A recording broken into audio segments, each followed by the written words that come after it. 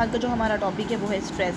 Stress क्या चीज़ होती है? आपकी माइंड या बॉडी में किसी भी तरह का प्रेशर, किसी असाइनमेंट की वजह से, किसी काम की वजह से, पेपर की वजह से, कोई भी आपको टेंशन होती है तो उसे हम स्ट्रेस बोलते हैं। ठीक है। अब लिजार्ड्स ये कहता है कि आपकी बॉडी में स्ट्रेस जो है वो फिजियोलॉजिकल चेंजेस भी लाता है और साइकोलॉजिकल चेंजेस भी लाता है। ठीक है।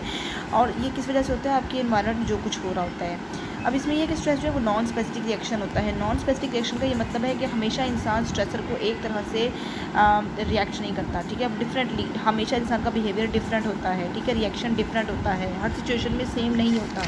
ठीक है। अच्छा, उसके बाद है कि इसमें स्ट्रेस का सेंटर कौन सा होता है? हाइपोथैलेमस।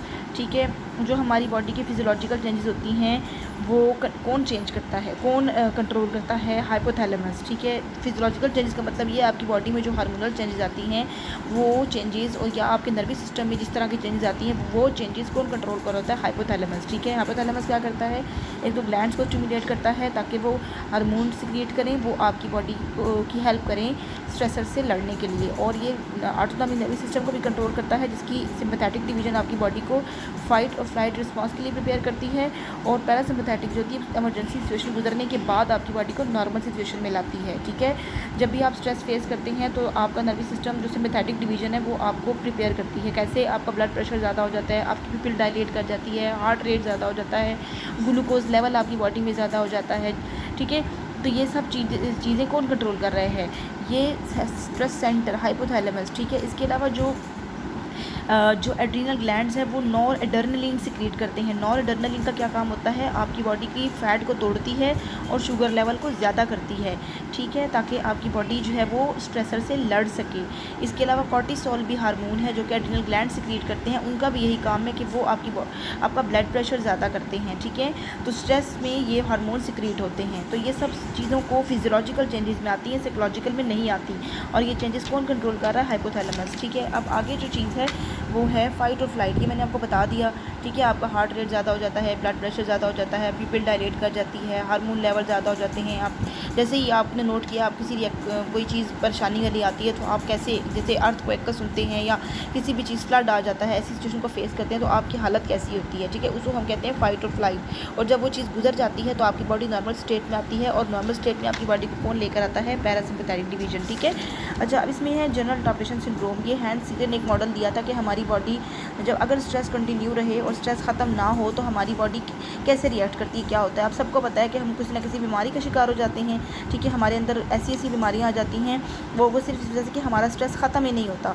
ठीक है। तो इसने जो है वो रैट्स पर एक्सपेरिमेंट किया था, और रैट्स का जो फिजियोलॉजिकल रिएक्शन होता है वो इंसानों की तरह मिलता जुलता है। ठीक है। अब उसने बताया था कि 3 स्टेजेस जो होती हैं वो रिएक्शन की 3 स्टेजेस होती हैं जब इंसान स्ट्रेसर को रिएक्ट करता है। सबसे पहले अलार्म रिएक्शन होता है। अलार्म का तो आपको नाम से पता चल रहा होगा कि आप किसी चीज़ को फेस करते हैं। ठीक है। आपकी बॉडी प्रिपेयर होती है। ठीक है। उसमें क्या होता है? आपकी सारी बॉडी के जो रिसोर्सेज हैं वो चैनलाइज होती हैं। ठीक है। सब जो सोर्सेज हैं वो अपने काम करने लग जाते हैं। ठीक है। जैसा कि लिखा है कि ऑर्गेनिज्म स्टिमुलेट होता है, अराउज होता है। ठीक है। तैयार होता है, फेस करता है उस चीज़ को। ठीक है। उसके बाद आती है स्टेज ऑफ रेजिस्टेंस। आपकी बॉडी में फ़ाइट और फ्लाइट रिस्पॉन्स आया था। ठीक है। फ़ाइट और फ्लाइट मैंने आपको बताया था, ब्लड प्रेशर ज़्यादा होना, हार्ट रेट ज़्यादा होना, ग्लूकोज का ज़्यादा होना। ठीक है। हार्मोन ज़्यादा होना, ये सब चेंजेस जो फ़ाइट और फ्लाइट रिस्पॉन्स के अंदर आती हैं। तो ये स्टेजेस जो होती हैं रेजिस्टेंस में होता है कि मज़ाहमत करती है आपकी बॉडी। जो हार्मोन सिक्रीट हो रहे होते हैं वो सिक्रीट होते रहते हैं, और जैसे ये कॉर्टिसोल का लिखा हुआ है ये हार्ट रेट और ब्लड प्रेशर को ज़्यादा करता है। ठीक है। और ये चेंजेस जो यहाँ आपने पढ़ी हैं वो लो ग्रेड पे कंटिन्यू रहती हैं। ठीक है। अगर डेंजर वो नहीं गुजरता। ठीक है। अब इन स्टेज ऑफ एग्जॉशन आ जाती है। इसमें यह है कि डेंजर अभी नहीं गुजरा, वो कंटिन्यू है। ठीक है। वो ख़तरा नहीं ख़त्म हुआ, वो अभी तक मौजूद है।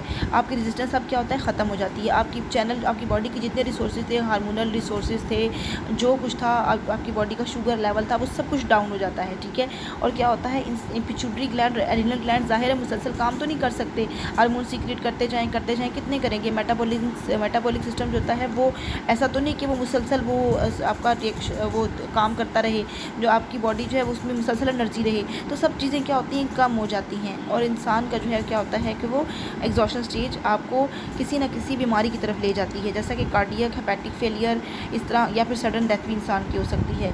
अब उन्होंने देखा था कि जो लोग स्ट्रेस को फेस करते हैं उनके अंदर कैसी कैसी जिस्म में तब्दीलियाँ आई थी। एड्रिनल कॉर्टेक्स जो होती है वो बड़ी हो जाती है क्योंकि ये हार्मोन सिक्रिएट करती है स्ट्रेस के।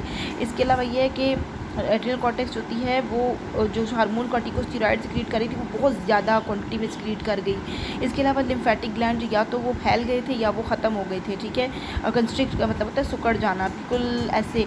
और ये जो या तो वो डिस्ट्रॉय हो गए थे, ठीक है। उसमें यह है कि ल्यूकोसाइड्स जो आपकी बॉडी के वाइट ब्लड सेल थे बहुत कम हो गए थे।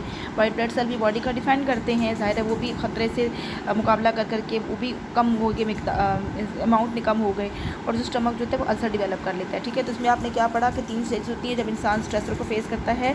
Reaction, alarm reaction, resistance, exhaustion. इसमें आपकी बॉडी में सारे जो आपकी बॉडी के रिसोर्सेज होती हैं, एनर्जी लेवल, हार्मोन, सब कुछ जो होता है वो प्रिपेयर आपकी बॉडी को प्रिपेयर करता है स्ट्रेस से लड़ने के लिए, ठीक है। इसमें जो होता है आपकी बॉडी के हार्मोन जो होते हैं वो रेजिस्टेंस बनाते हैं, ठीक है, लड़ने के लिए आपकी हेल्प करते हैं।